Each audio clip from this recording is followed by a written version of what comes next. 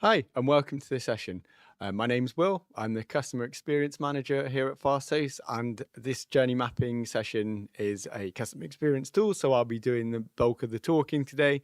And I'm joined by Tom, our customer engagement specialist and resident production guru. So he's in charge of the camera and and what you're seeing on the screen. So morning, Tom.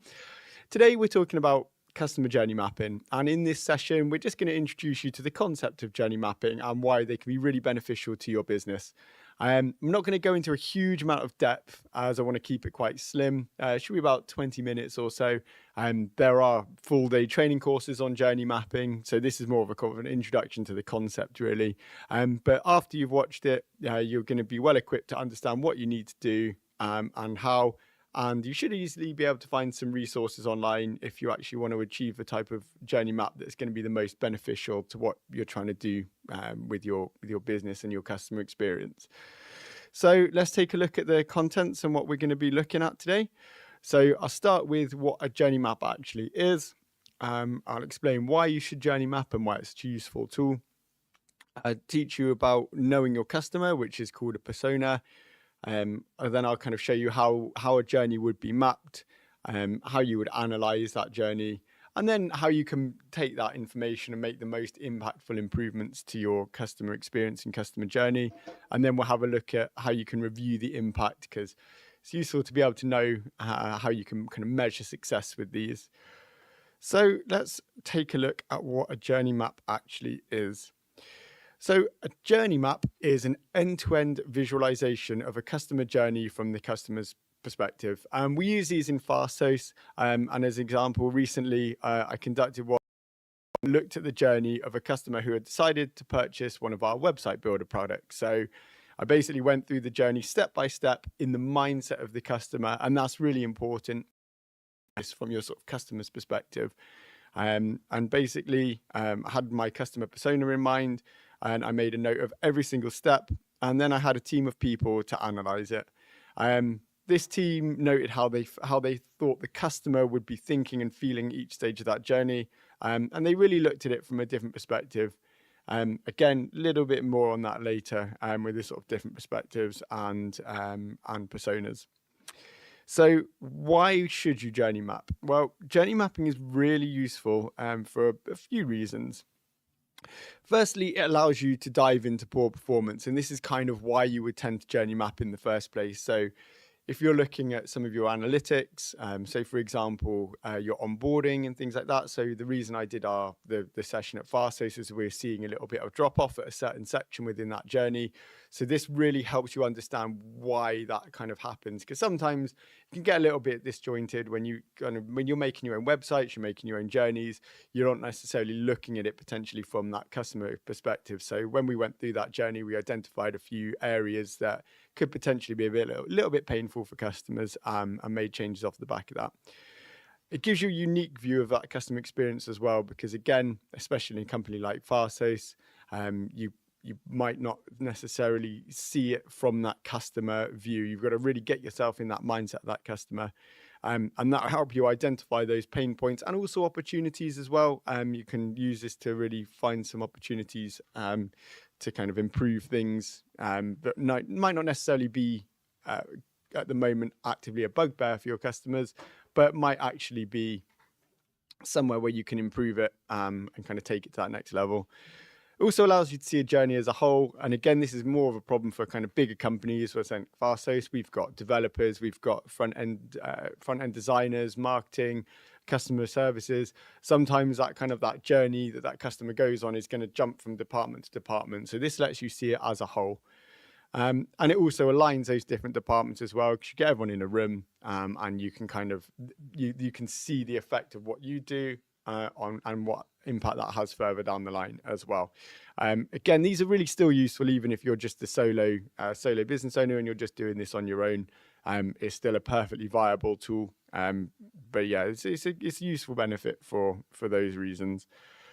So let's take a look at these personas that we talked about. Now, personas are really important for journey mapping because they get you in the right mindset for looking at things from a customer perspective. And to do that, you kind of need to know what almost what character you need to get in the mind of. So you need to understand that perspective, and personas help us to create this fictional character based on the type of customer or user who might actually be going through your website. And they include a lot of detail. So they can have things likes, dislikes, motivators, demotivators, what media they consume, all of those sorts of things. And again, by really creating a really decent character, it really does help you to kind of get in the mindset of that person. And it just helps you give them a bit of three-dimensional rather than just kind of like a flat customer type. It really will help you to understand how they might be feeling at certain points. And the thing with these customer experience tools is a lot of customer experience is based on feelings and emotion rather than pure data a lot of the time. So what we're trying to do here is just is really just kind of build that character so you can get in the mindset of that customer. So a few tips for creating these personas. There are a lot of templates online, just as a heads up, because obviously here is quite visual.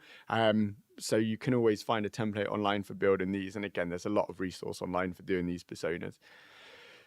So basically you need to try and get into your customer's shoes. So it's a good idea to base them on customer data and research where possible. Now, again, this is slightly tougher for smaller customer if you've got a smaller customer base, but ultimately you're going to know who you're targeting. So you generally speaking, there's a lot of data on pretty much everyone online now as well. So if you can try and base it on actual customer research, it's always a useful thing to do, just so you've got the most kind of accurate view of your customer. Make them come alive, and I hate myself for this one because I made this, but it's a persona, so make it personal. That's where it comes from, obviously. But yeah, you really want to try and tailor it as much as you can to those customer types. So it's just not so generic. A good persona is always going to make a journey map far more beneficial, just because, like I say, it really does allow you to get into that mindset. You might have more than one persona for your company. At Fasthosts, we certainly do. We've got various customer types. We sell different products. But when you're doing a journey mapping session, focus on just one customer type. So, for example, when I was doing the one at Fasthosts with the website builder, the type of customer who's buying website builder is going to be very different to someone who's buying dedicated servers typically. So it's important to match the persona to the actual the sort of journey that customer is going on. So next we want to map this journey, and on the screen here you're going to see just a few examples of the slides. So it's time to map the journey. Here, like I say, you can see a few examples from these are the actual slides I used for the recent journey map I did at Fasthosts. And I was looking at the process of purchasing the product and getting it set up and ready to go. And again, you can see here the first few steps, but the first few are really useful because they're just scene setting. And remember, in theory, if you're doing it in a group, you need to get the group in the mindset of the customer. So the first few typically are just scene setting out the actual use case for the customer. And again, I established a realistic situation here and a real world use case. And from there, I mapped every stage and every click the customer would have had to make to really give that accurate representation of what the customer would see and experience. So yeah, these are just the first few slides, but the actual journey itself, I think, was about 20 or 30 slides long. It was quite a long one. But yeah, these are just a few examples, and you don't have to use this exact layout that you can see on the screen here. But again, the most amount of detail you can put in, it's going to help the group that comes in to analyze this journey as well. And it will help yourself as well, because sometimes there's some mundane steps like, oh, they just clicked on a certain part of the screen, but it all builds a picture. So maybe they've had to do those clicks too many times or something like that. So it's a good idea to do that. So a few tips for mapping these journeys. So the first thing that's really important is why you actually choosing that particular journey. So it could be poor sales performance, high bounce rates on a certain page. there's going to be something that triggers you to think, oh, I know I need to do this customer experience tour. You can always do it just to see what it's like as well. What is happening as well is the journey might be really good already. The customers might be happy, but sometimes are the people who take it take it up a level will be the ones that, how do we make it even better? And this sometimes can help that. So have a reason in mind for doing it. This one's really difficult, but try not to introduce bias. So when you're running these sessions, you will have your own ideas and thoughts and feelings on what you think that customer might be feeling, but try not to introduce it into the journey. The journey itself should be very matter of fact. They clicked here, they did this, and then the analyzing comes later. So yeah, it is difficult to do that. Now, start at the very beginning. What problem were they trying to solve and how did they find you? So again, using my example, the customer needed a website for his gym. So that was the problem he was trying to solve. He was struggling in the face of competition. That was his problem that he's trying to solve. He wasn't specifically looking for that product, but it was a solution to his problem. And try and think about how they found you as well, because again, that's going to be important for the journey of how they're actually coming onto your website or coming into your stores or anything like that. Map every step. I said this before, but even if you don't think it's relevant, you should map it, just again, because it just helps build that complete picture. Have an endpoint in mind. Could be when the products are delivered or activated. Again, in this journey, I only went up to the point of activation for the product because that was where the kind of the problem was, if you like. It's really easy to make it too large. If you make it too large, it's very difficult to make any kind of meaningful change. So try and keep it as concise as possible. Have an idea in mind, and yeah, pick an endpoint before you start mapping. So next, we want to analyze the journey. So once you or the group have mapped out that journey, it's time to start some analysis on it. At Fasthosts, I put each stage up on a wall in a room. You saw the picture at the start of the presentation. All those A4 pages just stuck up all around the room, laid out in a journey. Basically, I give a group a few minutes to read through the journey at the start, just to allow them to read through, get in that mindset of that customer and just absorb the journey. The first thing to note is, where possible, it's really helpful to get a group of different people with varying levels of technical ability and knowledge of your sort of product or service. Again, it helps eliminate some of that bias. And a lot of people have really good ideas that you might not necessarily have thought of, or they might interpret something differently. And these sorts of things are very difficult because everyone's different. We've all got our own feelings, thoughts and emotions. So bias does play a part. The more diverse group you can get, the more you're going to get out of the sessions. But you can do these just on your own as well, because generally speaking, by doing this yourself, you can still get some insights, but the most benefit you'll get out of it is by doing it in a group. When it comes to actually analyzing the journey, the first step I've got here at point 2 is kind of optional in my opinion. If you're trying to keep it lightweight, you don't necessarily need to do it. And especially if you've got a really small operation, it's going to be very limited anyway. But basically, you can traditionally start by adding the on-stage and off-stage elements of each step to the journey. Tom, if you want to just show the next slide, it's just got a little bit of a... oh, no, go back to the... Sorry, we might need to go back to... Oh, no, are we missing a slide there? Oh, there we go. No, go back. Well, we have to... Have I accidentally moved it while I've been... Right, yeah, hang on 1 second. I may have moved a slide that was supposed to... Oh, no, it was there. Oh, no, it was picking the moments of my... Yeah, go forward too. I just wanted to show this a little bit here. So, yeah, what you'll start seeing here is the on-stage and off-stage elements. I don't know how well you'll be able to read it on that screen, but ultimately these on-stage and off-stage are kind of what the customer's actually interacting with. And if you kind of see it as you're supposed to, kind of as a show almost, it's on-stage and off-stage elements. On stage being the part of that a customer directly interacts with, and off stage is what's driving those interactions behind the scenes. So it can be things or people or a bit of both. So for example, in my journey, the on stage components would just be our Fasthosts website, because that's what the customer is interacting with going through that session. But the off stage components are going to be like developers, the API that drives the website behind the scenes, all those sorts of things. Again, it's not super important to do that, but what it does do is just allow you to kind of get a better idea of what's driving those interactions when you actually want to come and make those changes in the future.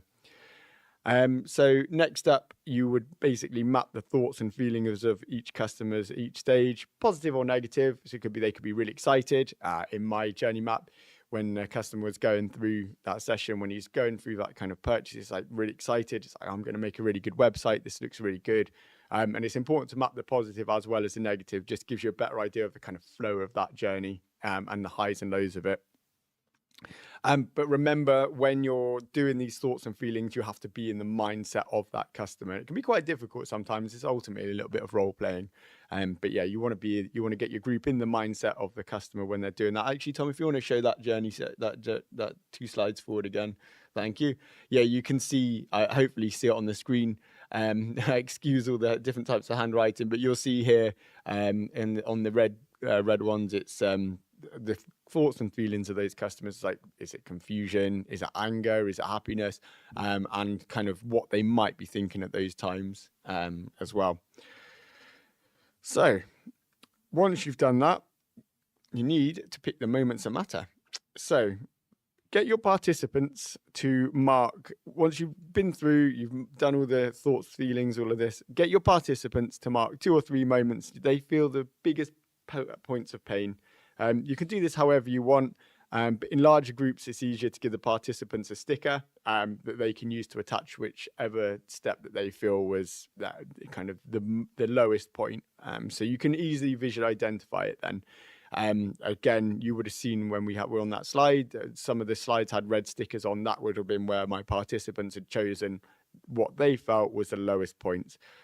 You can modify these slightly as well in this journey. I also gave orange stickers. Do you want to flick onto that just for a second? Sorry, Tom. Yeah. You can see there's big red stickers, which was, they all had one of those to stick to what they felt the lowest point of the journey was. They had little orange stickers, which were, it's kind of bad, but it's not what they would consider the worst. And then we had the green ones as well, which was the positives of, this is where we felt the customer was at their highest point. And again, just useful to sort of see those ebbs and flows because ultimately we're emotionally driven creatures. And like I say, it can help you identify those kind of areas that need improvements. So once you've done that, it allows you to identify 1 or 2 key moments to focus your efforts on. And it's really easy to want to change everything. But if you do take on too much, it can be a little bit overwhelming to make any meaningful changes. By all means, if there's like little bits of wording and things, change it. But if you're looking at really improving that journey and trying to identify whatever it was that caused you to do this journey in the first place, like bounce rates or anything like that, try and make 1 or 2 meaningful changes. And once you've identified that area that can be improved, it's a good idea. This is what we like to do, is come up with some creative ways as a group or on your own if you haven't got a group, to just improve those situations. So you can do this however you feel comfortable. For example, you can do brainstorming and just as a group come up with some solutions. And then you would have seen on that slide again, sorry, Tom, I think this was a completed one. Some of the blue ones, I think, were might not have been the blue ones, but there would have been some solutions. So I got people at certain stages just to put what they think would improve the journey at that stage. But you do need to make sure you've got a decision maker at this stage. You can go back to the other one, sorry. You just need to make sure you've got a decision maker at this stage. This part can be really drawn out in my experience. This part is the part that takes the longest because everyone's got their own ideas and lots of opinions, and you need someone to filter that out. Because same thing with any brainstorming, the idea is, and again, I hate this term, but applying out of the box thinking, you're trying to come up with creative solutions to some of this stuff. So you do need to filter some of this stuff out. I'm going to just quickly take that opportunity to talk about probably the most famous journey mapping. You'll probably see it in all the training if you kind of look at it. It was MRI scanning for children. So what was happening is children who needed MRI scanning were going into these hospitals and getting terrified by the time they saw the MRI machine. It looks terrifying. It's terrifying. So what they did with the journey map is they went through the experience of that customer, the patients, looking at sort of before they arrived at the hospital, all of that sort of really good stuff. And from that journey mapping, they actually came up with a solution of making the children's MRI scanners kind of like a camping trip, essentially. So it's like you're going camping. So before they sent them they basically redecorated the entire MRI room, made it all look really friendly and fun. And I think the MRI scanner ended up being a tent or something along those lines. And before they arrived, they got like a few days before, they got like you're going camping, this is really exciting, here's kind of what to expect and everything, and like some goodies and everything like that. And what the outcome of all this was, they had to sedate a bunch of children before the MRI scans initially because they were so scared. But afterwards, the kids were excited to get into the MRI scanner, which is just absolutely fantastic example of the emotional kind of thoughts and feelings and how journey mapping can improve them. So, like I say, you can find that the decision making and the examples can be a drawn out process, but that's where you're going to see a lot of benefit.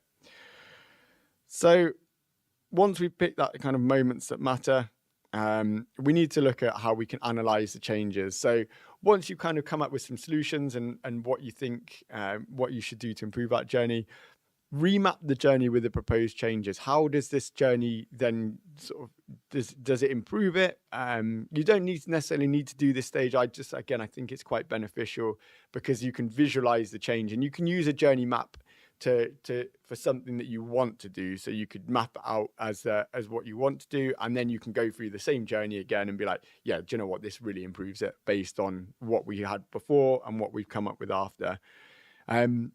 Check if those improvements change your customer experience. If you're not going to remap it, just make sure that it is actually going to make improvements to that map, to that journey, sorry.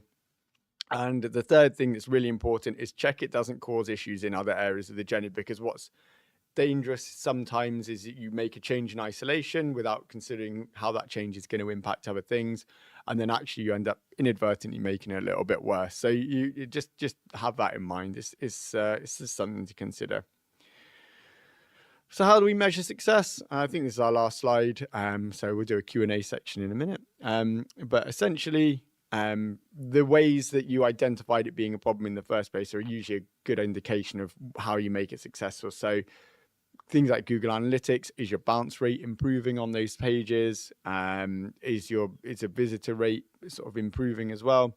The number of sales you're making of certain products, if you're looking at sales funnels and purchase paths and all of those sorts of things. Successful actions. So for example, in my journey map, we were looking at product activations. So did that customer purchase that product, attach a domain to it, and then actually start using it? So essentially that was my measure of success for this one. Did it improve that rate of activation? And also you can look at things like churn rates after 12 months. So those sorts of things is really useful. And the good old classic customer feedback. If you have the capacity or the ability, get some customer feedback from customers.